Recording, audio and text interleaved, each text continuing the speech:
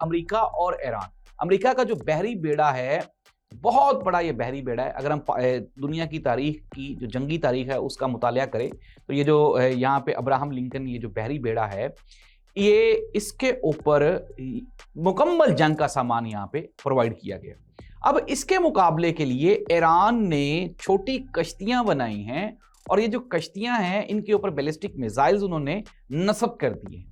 और ये जो मिसाइल्स हैं, ये कश्तियां जाएंगी और जाके ये उस बहरी बेड़े के करीब पहुंच के वहां से ये मिसाइल दागेंगी और उसके बहरी बेड़े को ये निशाना बना सकेंगी। इनमें ये सलाहियत है।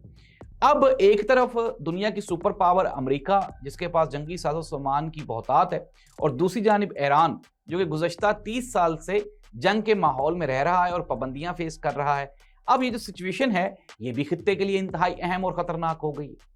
इट मीन्स दैट नाज़रीन कि दुनिया तेजी से तब्दील हो रही है और अमेरिका और ईरान की जो सिचुएशन है, ये डायरेक्टली इन्फ्लुएंस करेगी पाकिस्तान पे, भारत पे और अफगानिस्तान पे। और यही वजह है कि इसराइल ने अपने पर खोलने शुरू कर दिए हैं। नेतन्याहू के बयानात हैं वो दुनिया के सामने हैं, और माइक हकाबी जो कि अमेरिकन एम्बेसडर हैं इसराइल में, उनका बयान भी पूरी दुनिया के सामने है।